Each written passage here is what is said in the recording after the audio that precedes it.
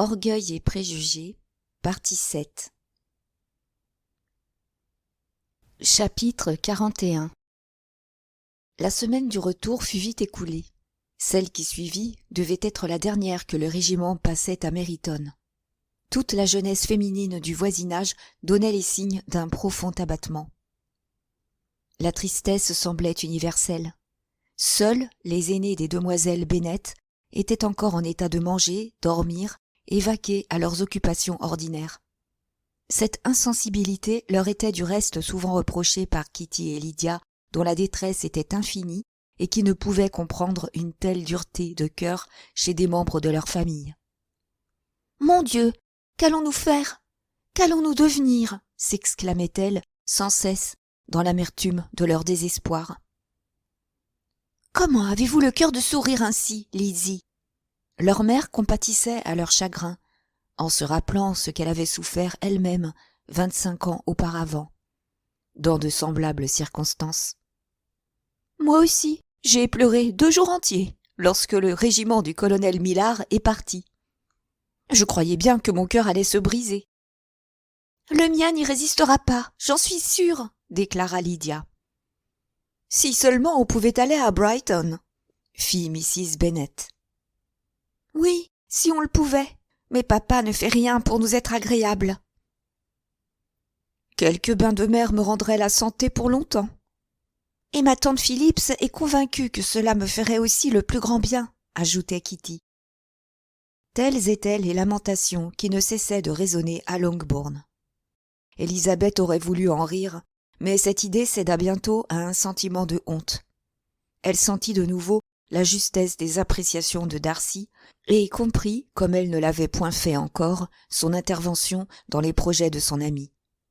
Mais toutes les sombres idées de Lydia s'envolèrent comme par enchantement lorsqu'elle reçut de Mrs. Forster, la femme du colonel du régiment, une invitation à l'accompagner à Brighton. Cette amie incomparable était une femme toute jeune et tout récemment mariée. La bonne humeur et l'entrain qui les caractérisaient toutes deux l'avaient vite rapprochée de Lydia. Leur relation ne datait que de 3 mois et, depuis 2 mois déjà, elles étaient sur un pied de grande intimité. Les transports de Lydia, à cette nouvelle, la joie de sa mère, la jalousie de Kitty, ne peuvent se décrire. Lydia, ravie, parcourait la maison en réclamant bruyamment les félicitations de tout le monde, tandis qu'au salon, Kitty exhalait son dépit en termes aussi aigres qu'excessifs. « Je ne vois pas pourquoi Mrs. Forster ne m'a pas invitée aussi bien que Lydia. J'ai autant de droits qu'elle à être invitée, plus même, puisque je suis son aînée de 2 ans. » En vain, Élisabeth essayait-elle de la raisonner, et Jane de lui prêcher la résignation. Élisabeth était si loin de partager la satisfaction de Mrs. Bennet qu'elle considérait cette invitation comme le plus sûr moyen de faire perdre à Lydia tout ce qui lui restait de bon sens. Aussi, malgré sa répugnance pour cette démarche, elle ne put s'empêcher d'aller trouver son père pour lui demander de ne point la laisser partir. Elle lui représenta le manque de tenue de sa sœur, le peu de profit qu'elle tirerait de la société d'une personne comme Mrs. Forster, et les dangers qu'elle courrait à Brighton, où les tentations étaient certainement plus nombreuses que dans leur petit cercle de Meriton. Mr. Bennet, après l'avoir écouté attentivement, lui répondit « Lydia ne se calmera pas tant qu'elle ne sera pas exhibée dans un endroit à la mode. Or, nous ne pouvons espérer qu'elle trouvera une meilleure occasion de le faire, avec aussi peu de dépenses et d'inconvénients pour le reste de sa famille. » « Si vous saviez le tort que Lydia peut nous causer, ou plutôt nous a causé déjà, par la liberté et la hardiesse de ses manières, je suis sûre que vous en jugeriez autrement. »« Le tort que Lydia nous a causé ?» répéta Mr. Bennet. « Quoi, aurait-elle mis en fuite un de vos soupirants ? Pauvre petite Lizzie. Mais remettez-vous, les esprits assez délicats pour s'affecter d'aussi peu de choses ne méritent pas d'être regrettés. Allons, faites-moi la liste de ces pitoyables candidats que cette écervelée de Lydia a effarouchés. »« Vous vous méprenez. Je n'ai point de tels griefs, et c'est à un point de vue général et non particulier que je parle en ce moment. C'est notre réputation, notre respectabilité qui peut être atteinte par la folle légèreté, l'assurance et le mépris de toute contrainte qui forment le fond du caractère de Lydia. Excusez-moi, mon père, de vous parler avec cette franchise, mais si vous ne prenez pas la peine de réprimer vous-même son exubérance et de lui apprendre que la vie est faite de choses plus sérieuses que celles qui l'occupent en ce moment, il sera bientôt impossible de la corriger, et Lydia se trouvera être à 16 ans la plus enragée coquette qui se puisse imaginer. Coquette aussi, dans le sens le plus vulgaire du mot, sans autre attrait que sa jeunesse et un physique agréable, et que son ignorance et son manque de jugement rendront incapable de se préserver du ridicule que lui attirera sa fureur à se faire admirer. Kitty court les mêmes dangers, puisqu'elle suit en tout l'exemple de Lydia. Vaniteuse, ignorante, frivole, pouvez-vous croire, mon cher père, qu'elles ne seront pas critiquées et méprisées partout où elles iront, et que, souvent, leurs sœurs ne se trouveront pas comprises dans le même jugement? Monsieur Bennet, voyant la chaleur avec laquelle parlait sa fille, lui prit affectueusement la main et répondit. « Ne vous tourmentez pas, ma chérie. Partout où l'on vous verra, ainsi que Jane, vous serez appréciée et respectée. Nous n'aurons pas la paix à Longbourn si Lydia ne va pas à Brighton. Laissons-la y aller. Le colonel Forster est un homme sérieux qui ne la laissera courir aucun danger. Et le manque de fortune de Lydia l'empêche heureusement d'être un objet de convoitise. À Brighton, d'ailleurs, elle perdra de son importance, même au point de vue du flirt. Les officiers y trouveront des femmes plus dignes de leurs hommages. Espérons plutôt que ce séjour la persuadera de son insignifiance. » Élisabeth dut se contenter de cette réponse, et elle quitta son père déçue et peinée. Cependant, il n'était pas dans sa nature de s'appesantir sur les contrariétés. Elle avait fait son devoir, se mettre en peine maintenant pour des maux qu'elle ne pouvait empêcher, ou les augmenter par son inquiétude, ne servirait à rien. L'indignation de Lydia et de sa mère eût été sans bornes si elles avaient pu entendre cette conversation. Pour Lydia, ce séjour à Brighton représentait toutes les possibilités de bonheur terrestre. Avec les yeux de l'imagination, elle voyait la ville aux rues encombrées de militaires, elle voyait les splendeurs du camp, avec les tentes alignées dans une imposante uniformité, tout rutilant d'uniforme, frémissant de jeunesse et de gaieté. Elle se voyait enfin l'objet des hommages d'un nombre impressionnant d'officiers. Qu'eût-elle pensé si elle avait su que sa sœur tentait de l'arracher à d'aussi merveilleuses perspectives? Élisabeth allait revoir Wickham pour la dernière fois. Comme elle l'avait rencontré à plusieurs reprises depuis son retour, cette pensée ne lui causait plus d'agitation. Aucun reste de son ancienne sympathie ne venait non plus la troubler. Elle avait même découvert dans ses manières aimables, qui l'avaient tant charmée naguère, une affectation, une monotonie qu'elle jugeait maintenant fastidieuse. Le désir qu'il témoigna bientôt de lui renouveler les marques de sympathie particulières qu'il lui avait données au début de leur relation, après ce qu'elle savait, ne pouvait que l'irriter. Tout en se dérobant aux manifestations d'une galanterie frivole et vaine, la pensée qu'il pût la croire flattée de ses nouvelles avances et disposée à y répondre lui causait une profonde mortification. Le jour qui précéda le départ du régiment, Wickham et d'autres officiers dînèrent à Longbourn. Élisabeth était si peu disposée à se séparer de lui en termes aimables qu'elle profita d'une question qu'il lui posait sur son voyage à Hunsford pour mentionner le séjour de 3 semaines que M. Darcy et le colonel Fitzwilliam avaient fait à Rosings, et demanda à Wickham s'il connaissait ce dernier. Un regard surpris, ennuyé, inquiet même, accueillit cette question. Toutefois, après un instant de réflexion, il reprit son air souriant pour dire qu'il avait vu le colonel Fitzwilliam jadis, et après avoir observé que c'était un gentleman, demanda à Élisabeth s'il lui avait plu. Elle lui répondit par l'affirmative. D'un air indifférent, il ajouta « Combien de temps, dites-vous, qu'il a passé à Rosings ?»« 3 semaines environ. »« Et vous l'avez vu souvent ?»« Presque journellement. »« Il ressemble assez peu à son cousin. »« En effet, mais je trouve que M. Darcy gagne à être connu. Vraiment ? S'écria Wickham avec un regard qui n'échappa point à Élisabeth. Et pourrais-je vous demander ? Mais se ressaisissant, il ajouta d'un ton plus enjoué. Est-ce dans ses manières qu'il a gagné ? A-t-il daigné ajouter un peu de civilité à ses façons ordinaires ? Car je n'ose espérer, dit-il d'un ton plus grave, que le fond de sa nature ait changé. Oh non, répliqua Élisabeth. Sur ce point, je crois qu'il est exactement le même qu'autrefois. Wickham parut se demander ce qu'il fallait penser de ce langage énigmatique, et il prêta une attention anxieuse à Élisabeth, pendant qu'elle continuait. Quand je dis qu'il gagne à être connu, je ne veux pas dire que ses manières ou sa tournure d'esprit s'améliorent. Mais qu'en le connaissant plus intimement, on est à même de mieux l'apprécier. La rougeur qui se répandit sur le visage de Wickham et l'inquiétude de son regard dénoncèrent le trouble de son esprit. Pendant quelques minutes, il garda le silence, puis, dominant son embarras, il se tourna de nouveau vers Élisabeth et, de sa voix la plus persuasive, lui dit « Vous qui connaissez mes sentiments à l'égard de M. Darcy, vous pouvez comprendre facilement ce que j'éprouve.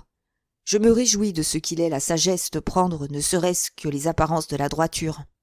Son orgueil, dirigé dans ce sens, peut avoir d'heureux effets, sinon pour lui, du moins pour les autres, en le détournant d'agir avec la déloyauté dont j'ai tant souffert pour ma part. J'ai peur seulement qu'il n'adopte cette nouvelle attitude que lorsqu'il se trouve devant sa tante, dont l'opinion et le jugement lui inspirent une crainte respectueuse. Cette crainte a toujours opéré sur lui. Sans doute faut-il en voir la cause dans le désir qu'il a d'épouser Miss de Bourgh, car je suis certain que ce désir lui tient fort au cœur. Élisabeth, à ces derniers mots, ne put réprimer un sourire, mais elle répondit seulement par un léger signe de tête. Pendant le reste de la soirée, Wickham montra le même entrain que d'habitude, mais sans plus rechercher sa compagnie, et lorsqu'ils se séparèrent à la fin, ce fut avec la même civilité de part et d'autre, et peut-être bien aussi le même désir de ne jamais se revoir. Lydia accompagna les Forster à Meryton, d'où le départ devait avoir lieu le lendemain matin de fort bonne heure. La séparation fut plus tapageuse qu'émouvante. Kitty fut la seule à verser des larmes, mais des larmes d'envie. Mrs. Bennet, prolixe en vœux de joyeux séjours, enjoignit avec force à sa fille de ne pas perdre une occasion de s'amuser, conseil qui, selon toute apparence, ne manquerait pas d'être suivi, et, dans les transports de joie de Lydia, se perdirent les adieux plus discrets de ses sœurs. Chapitre 42. Si Élisabeth n'avait eu sous les yeux que le spectacle de sa propre famille, elle n'aurait pu se former une idée très avantageuse de la félicité conjugale. Son père, séduit par la jeunesse, la beauté et les apparences d'une heureuse nature, avait épousé une femme dont l'esprit étroit et le manque de jugement avaient eu vite fait d'éteindre en lui toute véritable affection. Avec le respect, l'estime et la confiance, tous ses rêves de bonheur domestique s'étaient trouvés détruits. Mr. Bennet n'était pas homme à chercher un réconfort dans ces plaisirs auxquels tant d'autres ont recours pour se consoler de déceptions causées par leur imprudence. Il aimait la campagne, les livres, et ses goûts furent la source de ses principales jouissances. La seule chose dont il fut redevable à sa femme était l'amusement que lui procuraient son ignorance et sa sottise. Ce n'est évidemment pas le genre de bonheur qu'un homme souhaite devoir à sa femme, mais, à défaut du reste, un philosophe se contente des distractions qui sont à sa portée. Ce qu'il y avait d'incorrect à cet égard dans les manières de M. Bennet n'échappait point à Élisabeth, et il avait toujours peiné. Cependant, appréciant les qualités de son père et touchée de l'affectueuse prédilection qu'il lui témoignait, elle essayait de fermer les yeux sur ce qu'elle ne pouvait approuver et tâchait d'oublier ces atteintes continuelles au respect conjugal qui, en exposant une mère à la critique de ses propres enfants, étaient si profondément regrettables.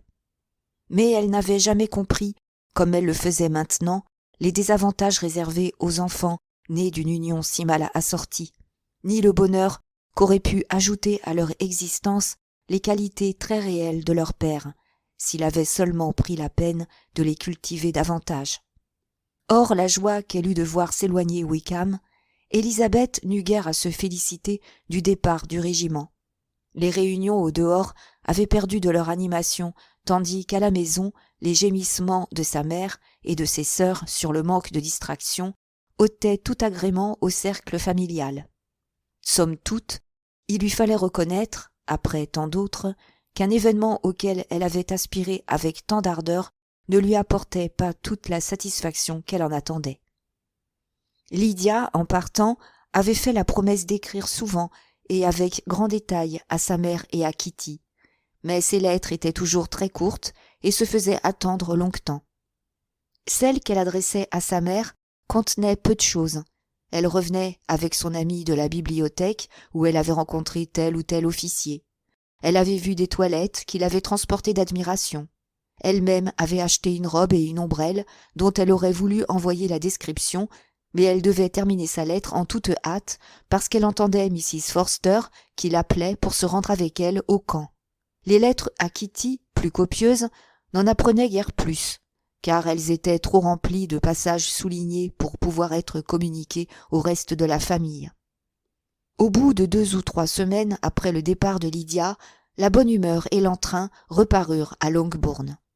Tout reprenait aux environs un aspect plus joyeux. Les familles qui avaient passé l'hiver à la ville revenaient, et, avec elles, les élégances et les distractions de la belle saison.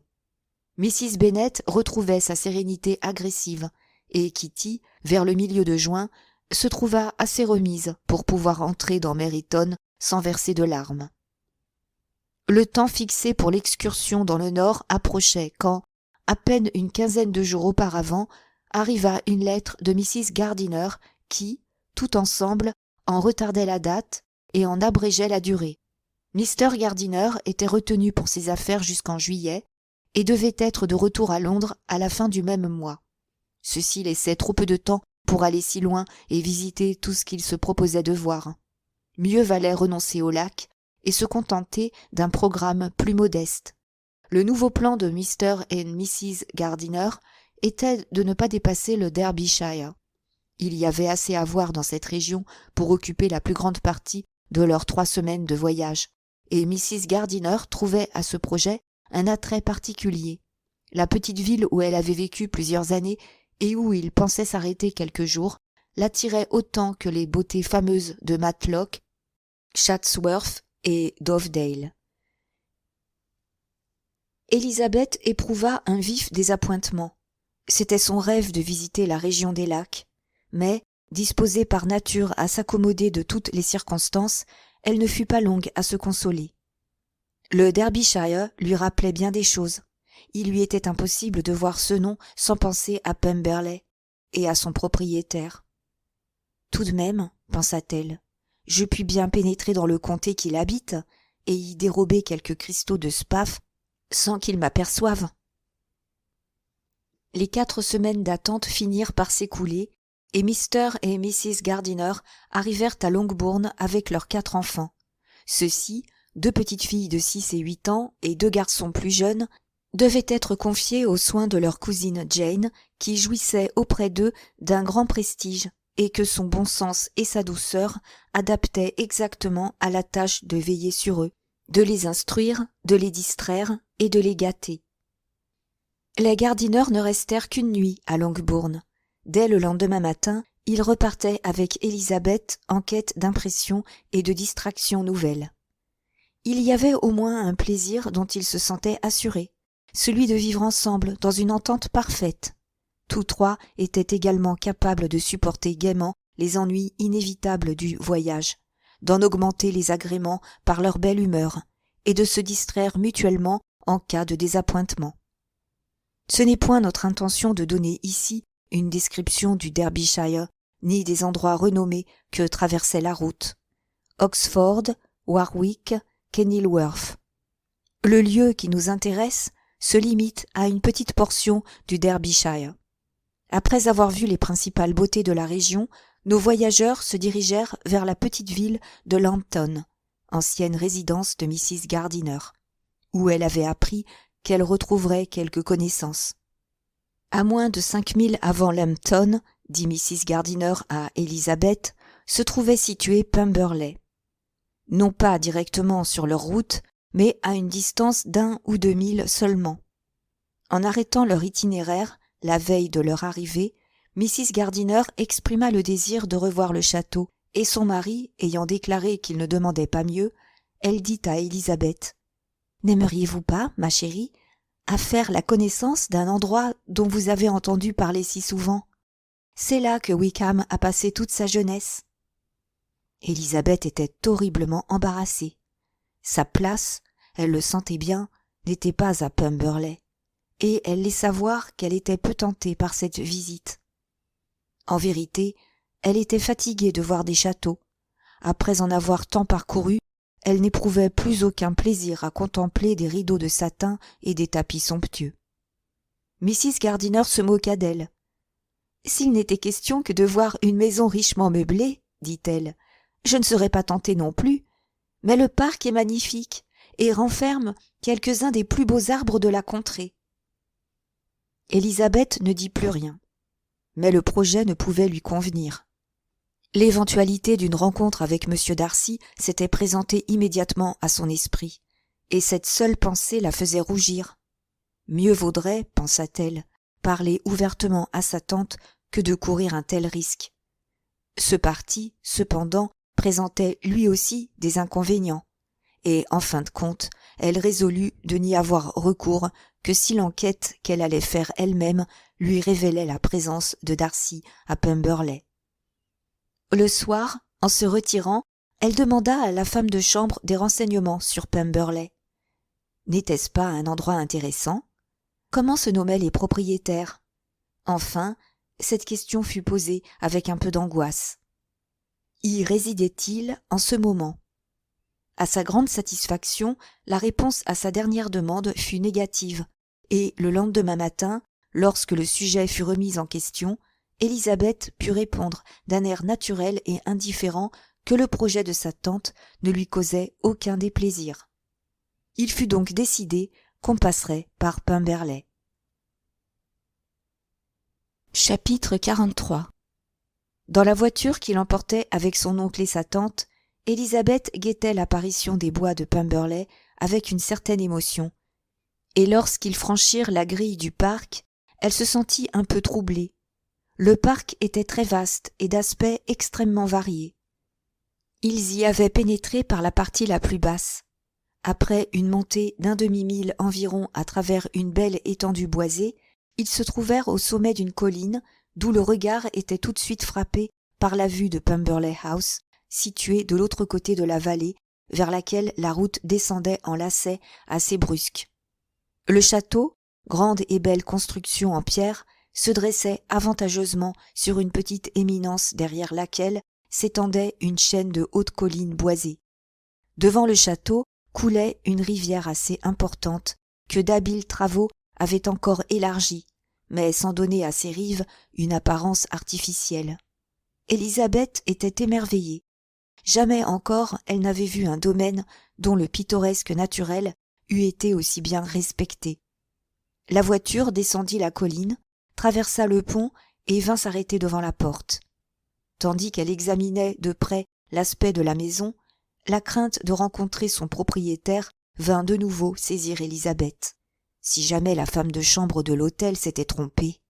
Son oncle ayant demandé si l'on pouvait visiter le château, on les fit entrer dans le hall, et, pendant qu'ils attendaient l'arrivée de la femme de charge, Élisabeth put à loisir s'étonner de se voir en cet endroit.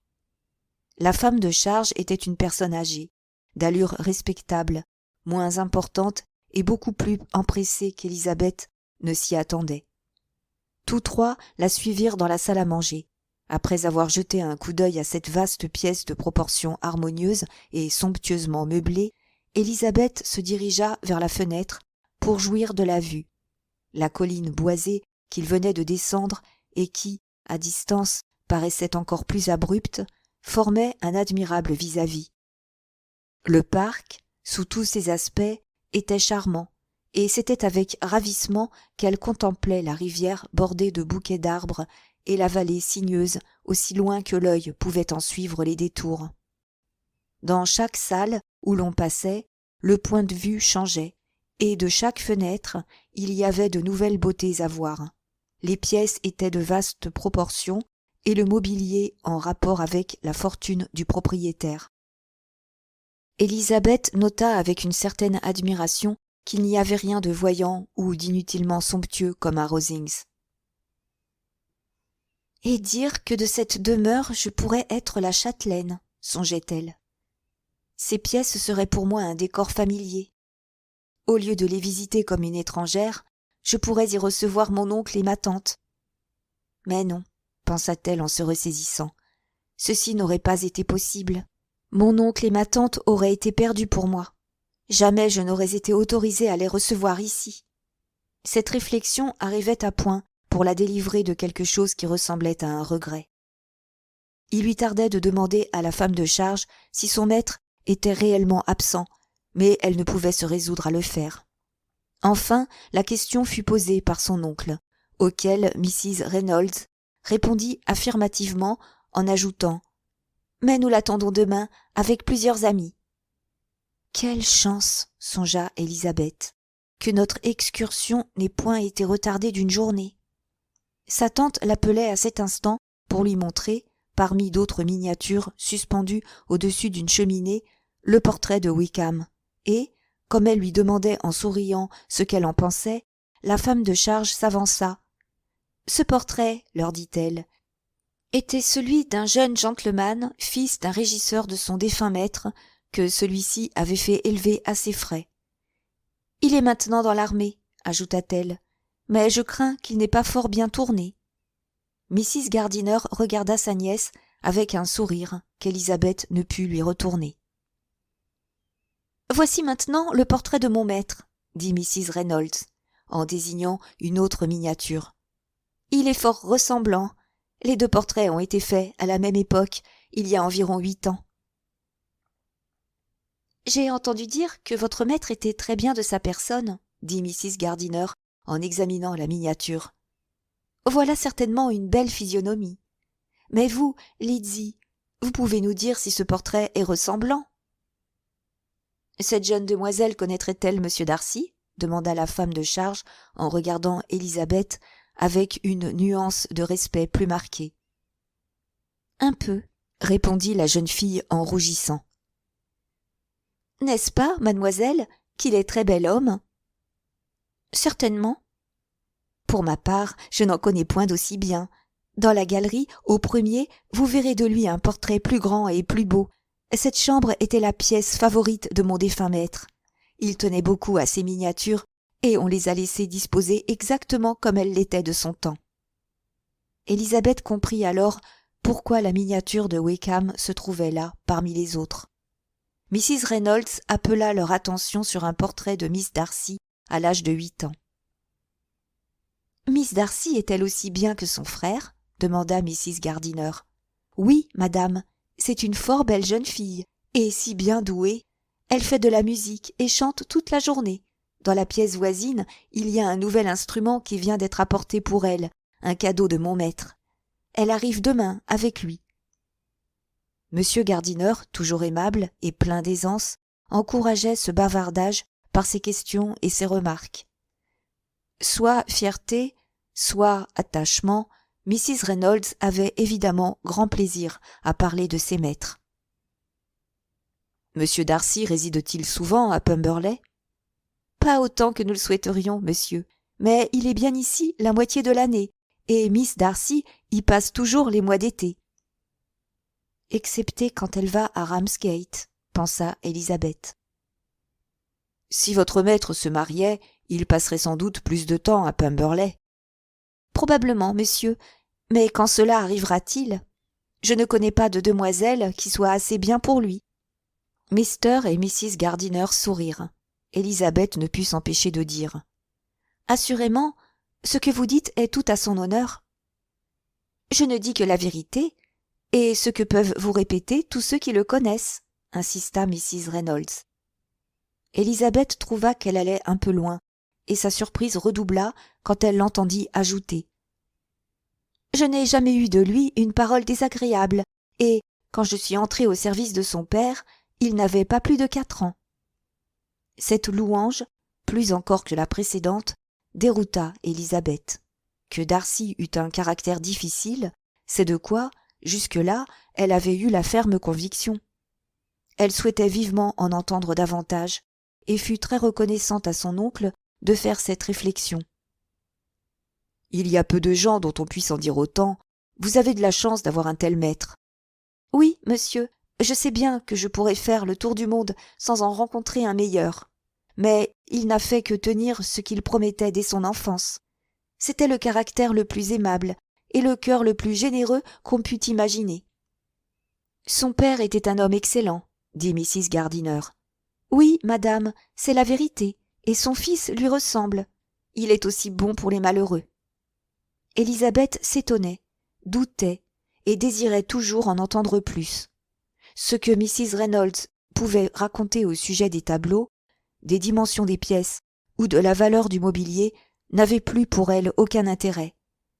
Mr. Gardiner, extrêmement amusé par l'espèce d'orgueil familial auquel il attribuait l'éloge démesuré que la femme de charge faisait de son maître, ramena bientôt la conversation sur le même sujet, et tout en montant le grand escalier, Mrs. Reynolds énuméra chaleureusement les nombreuses qualités de M. Darcy. « C'est le meilleur propriétaire et le meilleur maître qu'on puisse voir. Non pas un de ces jeunes écervelés d'aujourd'hui, qui ne songent qu'à s'amuser. Vous ne trouverez pas un de ces tenanciers ou de ces domestiques pour dire de lui autre chose que du bien. Certaines gens, je le sais, le trouvent fier. Pour moi, je ne m'en suis jamais aperçu. C'est, j'imagine, parce qu'il est plus réservé que les autres jeunes gens de son âge. » « Sous quel jour avantageux tout ceci le fait voir, pensa Élisabeth. La façon dont il s'est conduit avec notre pauvre ami ne correspond guère à ce beau portrait, chuchota Mrs. Gardiner à l'oreille de sa nièce. Peut-être avons-nous été trompés? C'est peu probable. Nos renseignements viennent de trop bonnes sources. Lorsqu'ils eurent atteint le vaste palier de l'étage supérieur, Mrs. Reynolds les fit entrer dans un très joli boudoir, clair et élégant, et leur expliqua qu'il venait d'être installé pour faire plaisir à Miss Darcy, qui s'était enthousiasmée de cette pièce durant son dernier séjour. « Monsieur Darcy est véritablement très bon frère, » dit Élisabeth en s'avançant vers l'une des fenêtres. Mrs. Reynolds riait d'avance à l'idée du ravissement de sa jeune maîtresse quand elle pénétrerait dans ce boudoir. « Et c'est toujours ainsi qu'il agit, » ajouta-t-elle. « Il suffit que sa sœur exprime un désir pour le voir aussitôt réalisé. Il n'y a pas de chose au monde qu'il ne ferait pour elle. » Il ne restait plus à voir que 2 ou 3 des chambres principales et la galerie de tableaux. Dans celle-ci, il y avait beaucoup d'œuvres de valeur, mais Élisabeth, qui ne s'y connaissait point, préféra se diriger vers quelques fusains de Miss Darcy, dont les sujets étaient plus à sa portée. Puis, elle se mit à passer rapidement en revue les portraits de famille, cherchant la seule figure qu'elle pût y reconnaître. À la fin, elle s'arrêta devant une toile dont la ressemblance était frappante. Élisabeth y retrouvait le sourire même qu'elle avait vu quelquefois à Darcy lorsqu'il la regardait. Elle resta quelques instants en contemplation et ne quitta point la galerie sans être revenue donner un dernier coup d'œil au tableau. En cet instant, il y avait certainement dans ses sentiments à l'égard de l'original plus de mansuétude qu'elle n'en avait jamais ressenti. Les éloges prodigués par Mrs. Reynolds n'étaient pas de qualité ordinaire, et quelle louange a plus de valeur que celle d'un serviteur intelligent? Comme frère, maître, propriétaire, songeait Élisabeth, de combien de personnes M. Darcy ne tenait-il pas le bonheur entre ses mains? Que de bien ou que de mal il était en état de faire. Tout ce que la femme de charge avait raconté était entièrement en son honneur. Arrêtée devant ce portrait, dont le regard semblait la fixer, Élisabeth pensait au sentiment que Darcy avait eu pour elle, avec une gratitude qu'elle n'avait jamais encore éprouvée. Elle se rappelait la chaleur avec laquelle ce sentiment lui avait été déclaré, et oubliait un peu ce qui l'avait blessée dans son expression. Quand la visite fut terminée, ils redescendirent au rez-de-chaussée et, prenant congé de la femme de charge, trouvèrent le jardinier qui les attendait à la porte d'entrée.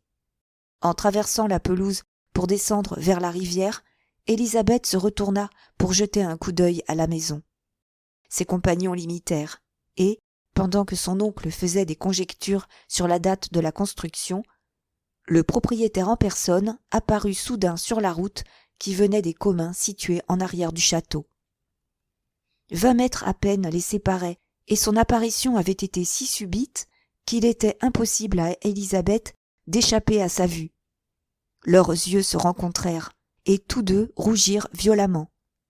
M. Darcy tressaillit et resta comme figé par la surprise, mais, se ressaisissant aussitôt, il s'avança vers le petit groupe et adressa la parole à Élisabeth, sinon avec un parfait sang-froid, du moins avec la plus grande politesse. Celle-ci, en l'apercevant, avait esquissé instinctivement un mouvement de retraite, mais s'arrêta en le voyant approcher et reçut ses hommages avec un indicible embarras. Mr. et Mrs. Gardiner devinèrent fatalement qu'ils avaient sous les yeux M. Darcy lui-même, grâce à sa ressemblance avec le portrait, grâce aussi à l'expression de surprise qui se peignit sur le visage du jardinier à la vue de son maître. Ils restèrent tous deux un peu à l'écart pendant qu'ils s'entretenaient avec leur nièce. Celle-ci, étonnée et confondue, osait à peine lever les yeux sur lui et répondait au hasard aux questions courtoises qu'il lui posait sur sa famille. Tout étonnée du changement survenu dans ses manières depuis qu'elle ne l'avait vu, elle sentait, à mesure qu'il parlait, croître son embarras. L'idée qu'il devait juger et déplacer sa présence en ces lieux lui faisait de cet entretien un véritable supplice. M. Darcy lui-même ne semblait guère plus à l'aise. Sa voix n'avait pas sa fermeté habituelle, et la façon dont, à plusieurs reprises, il la questionna sur l'époque où elle avait quitté Longbourn et sur son séjour au Derbyshire marquait clairement le trouble de son esprit. À la fin, toute idée sembla lui manquer, et il resta quelques instants sans dire un mot. Enfin, il retrouva son sang-froid et prit congé. Mr. et Mrs. Gardiner, rejoignant leur nièce, se mirent à louer la belle prestance de M. Darcy, mais Élisabeth ne les entendait pas, et, tout absorbée par ses pensées, elle les suivait en silence. Elle était accablée de honte et de dépit. Cette visite à Pemberley était un acte des plus inconsidérés et des plus regrettables. Comme elle avait dû paraître étrange à M. Darcy. Il allait croire qu'elle s'était mise tout exprès sur son chemin. Quelle fâcheuse interprétation pouvait en concevoir un homme aussi orgueilleux? Pourquoi, pourquoi était-elle venue?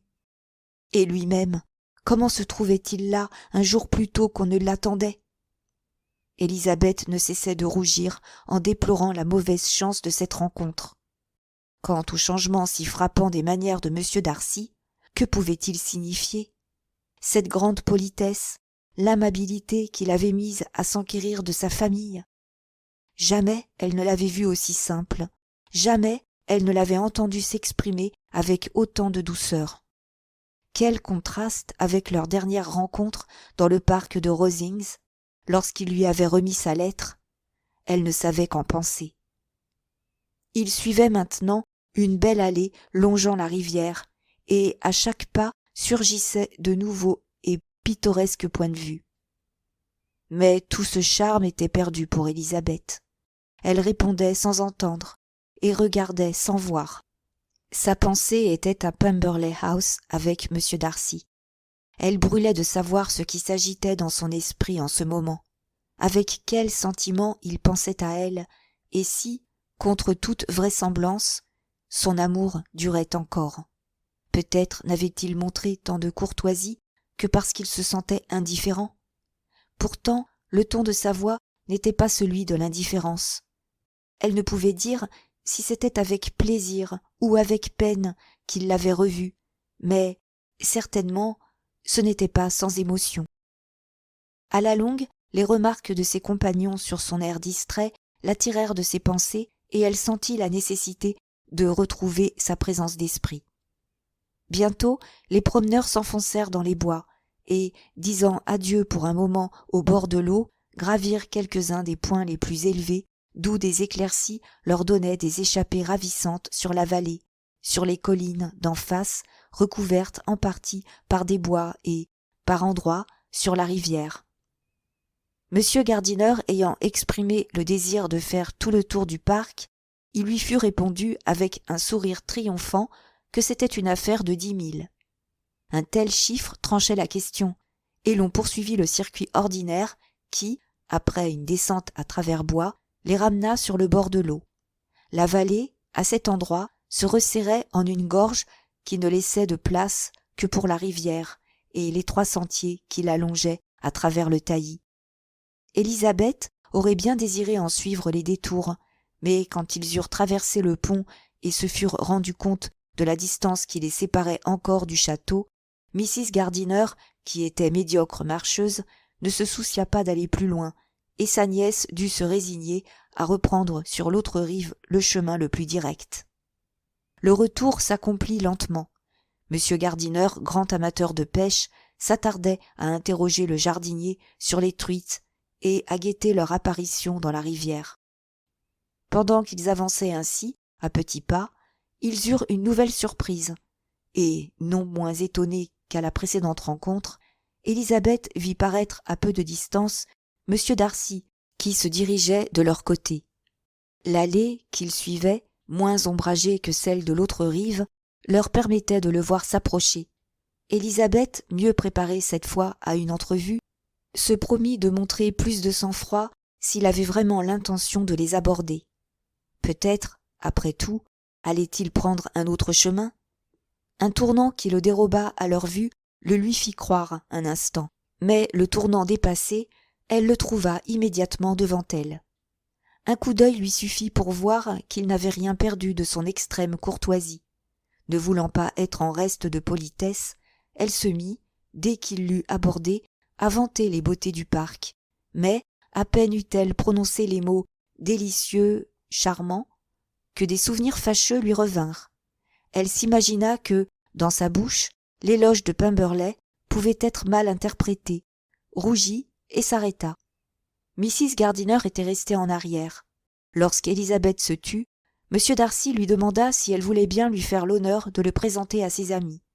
Nullement préparée à une telle requête, elle put à peine réprimer un sourire, car il demandait à être présenté aux personnes mêmes dont il considérait la parenté humiliante pour son orgueil, quand il lui avait fait la déclaration de ses sentiments.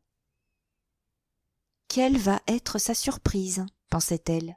« Il les prend sans doute pour des gens de qualité. » La présentation fut faite aussitôt, et en mentionnant le lien de parenté qui l'unissait à ses compagnons, elle regarda furtivement M. Darcy pour voir comment il supporterait le choc. Il le supporta vaillamment, bien que sa surprise fût évidente, et, loin de fuir, il rebroussa chemin pour les accompagner et se mit à causer avec M. Gardiner. Élisabeth exultait.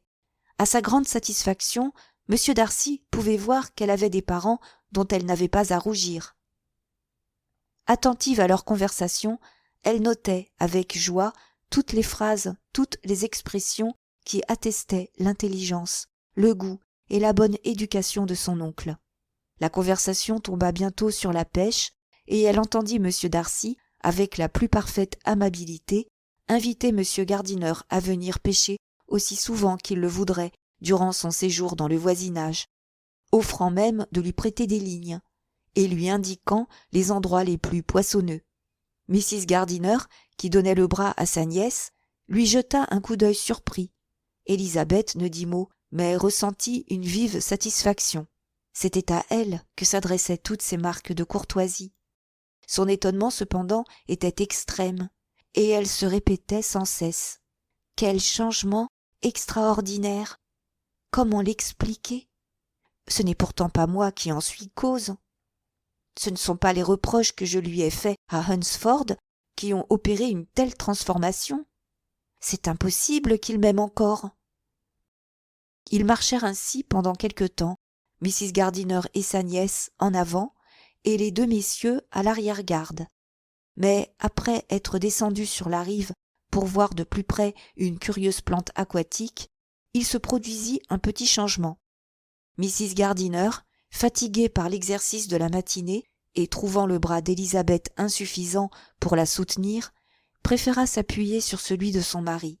M. Darcy prit place auprès de sa nièce, et ils continuèrent à marcher côte à côte. Après une courte pause, ce fut la jeune fille qui rompit le silence. Elle tenait à ce qu'il apprit qu'en venant à Pemberley, elle se croyait sûre de son absence. Aussi commença-t-elle par une remarque sur la soudaineté de son arrivée. « Car votre femme de charge, ajouta-t-elle, nous avait informé que vous ne seriez pas ici avant demain, et, d'après ce qu'on nous avait dit à Beckerville, nous avions compris que vous n'étiez pas attendu si tôt. » M. Darcy reconnut que c'était exact. Une question à régler avec son régisseur l'avait obligé à devancer de quelques heures ses compagnons de voyage. « Ils me rejoindront demain matin de bonne heure, continua-t-il, et vous trouverez parmi eux plusieurs personnes qui seront heureuses de renouer connaissance avec vous. Monsieur Bingley et ses sœurs. » Élisabeth s'inclina légèrement sans répondre. D'un saut, sa pensée se reportait brusquement au soir où, pour la dernière fois, le nom de M. Bingley avait été prononcé par eux. Si elle en jugeait par la rougeur de son compagnon, la même idée avait dû lui venir aussi à l'esprit. « Il y a une autre personne, » reprit-il après un court silence, « qui désire particulièrement vous connaître. Me permettrez-vous, si ce n'est pas indiscret, de vous présenter ma sœur pendant votre séjour à Lambton ?» Interdite par cette demande, Élisabeth y répondit sans savoir au juste dans quels termes. Elle sentait que le désir de la sœur avait dû être inspiré par le frère, et sans aller plus loin, cette pensée la remplissait de satisfaction. Il lui était agréable de voir que M. Darcy n'avait pas été amené par la rancune à concevoir d'elle une mauvaise opinion. Ils avançaient maintenant en silence, chacun plongé dans ses pensées.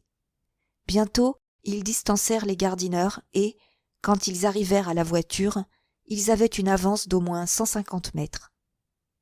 M. Darcy offrit à Élisabeth d'entrer au château, mais elle déclara qu'elle n'était pas fatiguée et ils demeurèrent sur la pelouse.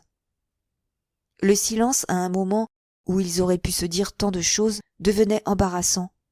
Élisabeth se rappela qu'elle venait de voyager et ils parlèrent de Matlock et de Dovedale avec beaucoup de persévérance. Mais Élisabeth trouvait que le temps et sa tante avançaient bien lentement et sa patience, ainsi que ses idées, étaient presque épuisées lorsque ce tête-à-tête prit fin. Mr. et Mrs. Gardiner les ayant rejoints, M. Darcy les pressa d'entrer au château et d'accepter quelques rafraîchissements. Mais cette proposition fut déclinée et l'on se sépara de part et d'autre avec la plus grande courtoisie. M. Darcy aida les dames à remonter dans leur voiture, et quand elle fut en marche, Élisabeth le vit retourner à pas lents vers la maison. Son oncle et sa tante se mirent aussitôt à parler de M. Darcy. L'un et l'autre le déclarèrent infiniment mieux qu'il ne s'y serait attendu. « C'est un parfait gentleman, aimable et simple, » dit M. Gardiner. « Il y a bien un peu de hauteur dans sa physionomie, » reprit sa femme, « mais elle n'est que dans l'expression, et ne lui sied pas mal. Je puis dire maintenant, comme la femme de charge, que la fierté dont certaines gens l'accusent ne m'a nullement frappée. J'ai été extrêmement surpris de son accueil, c'était plus que de la simple politesse. C'était un empressement aimable à quoi rien ne l'obligeait. Ses relations avec Élisabeth étaient sans importance, en somme. Bien sûr, Lydie, il n'a pas le charme de Wickham, mais comment avez-vous pu nous le représenter comme un homme si désagréable? Élisabeth s'excusa comme elle put, dit qu'elle l'avait mieux apprécié quand ils s'étaient rencontrés dans le Kent, et qu'elle ne l'avait jamais vu aussi aimable qu'en ce jour. Tel qu'il s'est montré à nous, continua Mrs. Gardiner, je n'aurais jamais pensé qu'il eût pu se conduire aussi cruellement à l'égard de ce pauvre Wickham. Il n'a pas l'air dur, au contraire. Dans toute sa personne, il a une dignité qui ne donne pas une idée défavorable de son cœur. La bonne personne qui nous a fait visiter le château lui fait vraiment une réputation extraordinaire. J'avais peine, par moments, à m'empêcher de rire. » Ici, Élisabeth sentit qu'elle devait dire quelque chose pour justifier M. Darcy dans ses rapports avec Wickham. En termes aussi réservés que possible, elle laissa entendre que, pendant son séjour dans le Kent, elle avait appris que sa conduite pouvait être interprétée d'une façon toute différente, et que son caractère n'était nullement aussi odieux, ni celui de Wickham aussi sympathique qu'on l'avait cru en Hertfordshire.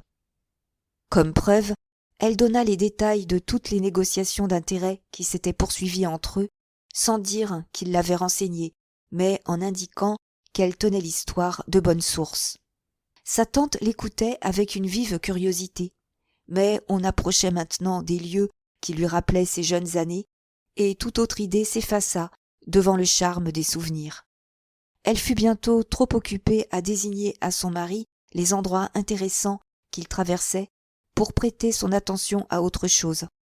Bien que fatiguée par l'excursion du matin, sitôt qu'elle fut sortie de table, elle partit à la recherche d'anciens amis, et la soirée fut remplie par le plaisir de renouer des relations depuis longtemps interrompues. Quant à Élisabeth, les événements de la journée étaient trop passionnants pour qu'elle pût s'intéresser beaucoup aux amis de sa tante.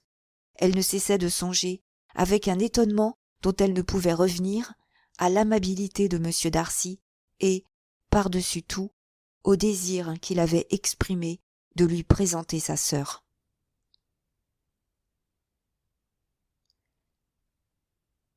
Chapitre 44. Élisabeth s'attendait à ce que M. Darcy lui amenât sa sœur le lendemain de son arrivée à Pemberley, et déjà elle avait résolu de ne pas s'éloigner de l'hôtel ce matin-là, mais elle s'était trompée dans ses prévisions, car ses visiteurs se présentèrent un jour plus tôt qu'elle ne l'avait prévu. Après une promenade dans la ville avec son oncle et sa tante, tous trois étaient revenus à l'hôtel et se préparaient à aller dîner chez des amis, retrouvés par Mrs. Gardiner, lorsque le roulement d'une voiture les attira à la fenêtre. Élisabeth, reconnaissant la livrée du coupé qui s'arrêtait devant la porte, devina tout de suite ce dont il s'agissait et annonça à ses compagnons l'honneur qui allait leur être fait. Mr. et Mrs. Gardiner étaient stupéfaits, mais l'embarras de leur nièce, qu'ils rapprochaient de cet incident et de celui de la veille, leur ouvrit soudain les yeux sur des perspectives nouvelles. Élisabeth se sentait de plus en plus troublée, tout en s'étonnant elle-même de son agitation. Entre autres sujets d'inquiétude, elle se demandait si M. Darcy n'aurait pas trop fait son éloge à sa sœur et, dans le désir de gagner la sympathie de la jeune fille, elle craignait que tous ses moyens devinssent à lui manquer à la fois. Craignant d'être vue, elle s'écarta de la fenêtre et se mit à arpenter la pièce pour se remettre, mais les regards de surprise qu'échangeaient son oncle et sa tante n'étaient pas faits pour lui rendre son sang-froid. Quelques instants plus tard, Miss Darcy entrait avec son frère, et la redoutable présentation avait lieu. À son grand étonnement, Élisabeth put constater que sa visiteuse était au moins aussi embarrassée qu'elle-même. Depuis son arrivée à Lambton, elle avait entendu dire que Miss Darcy était extrêmement hautaine. Un coup d'œil lui suffit pour voir qu'elle était surtout prodigieusement timide. Elle était grande et plus forte qu'Élisabeth. Bien qu'elle eût à peine dépassé 16 ans, elle avait déjà l'allure et la grâce d'une femme. Ses traits étaient moins beaux que ceux de son frère, mais l'intelligence et la bonne humeur se lisaient sur son visage. Ses manières étaient aimables et sans aucune recherche. Élisabeth, qui s'attendait à retrouver chez elle l'esprit froidement observateur de son frère, se sentit soulagée.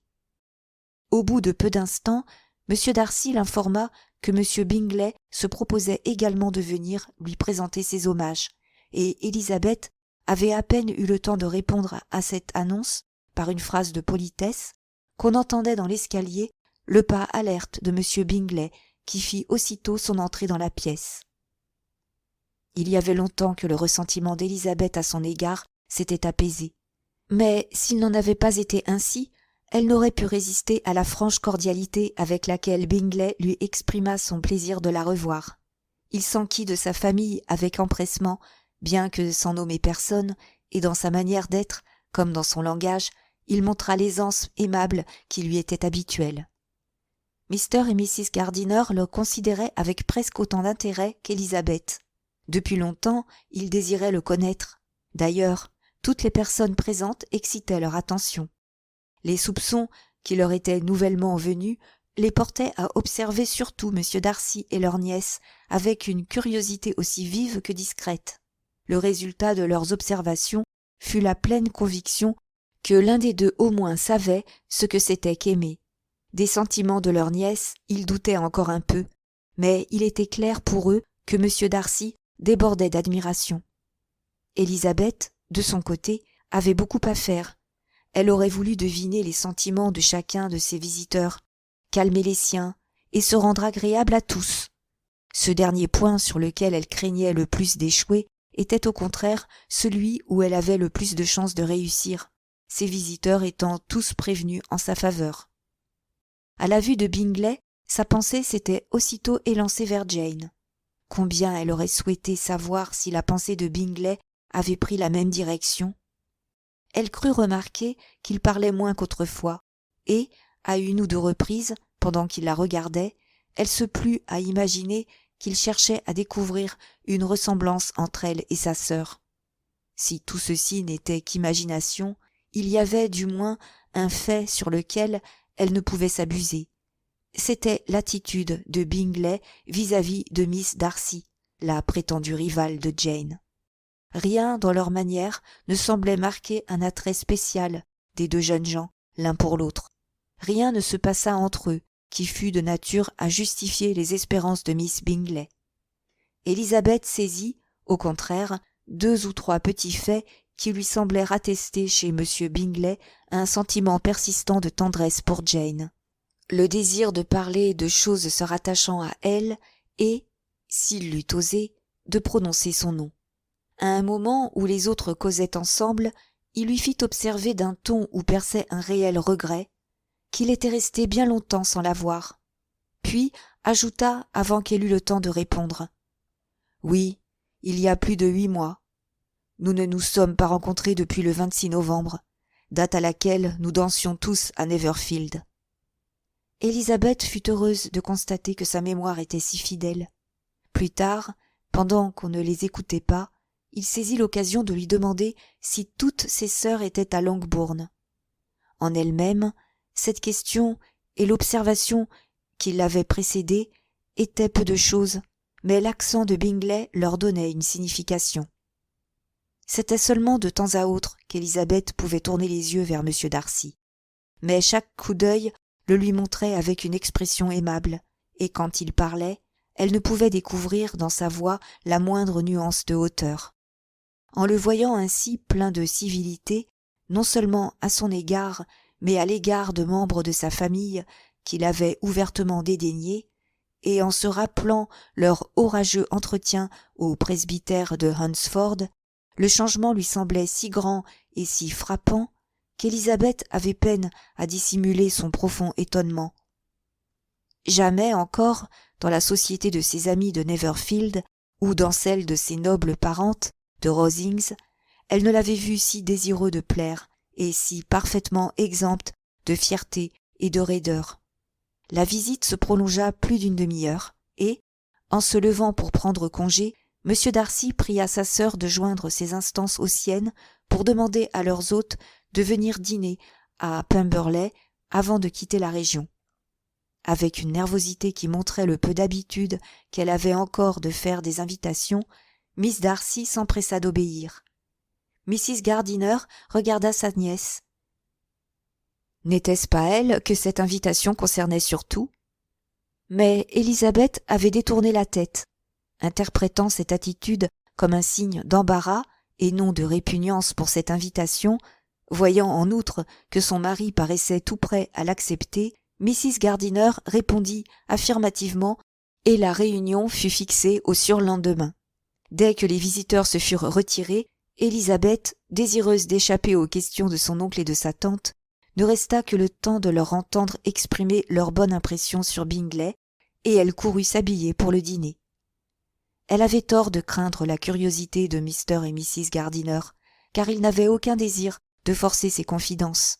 Il se rendait compte, maintenant, qu'Élisabeth connaissait M. Darcy beaucoup plus qu'il ne se l'était imaginé, et il ne doutait pas que M. Darcy fût sérieusement épris de leur nièce. Tout cela était à leurs yeux plein d'intérêt, mais ne justifiait pas une enquête.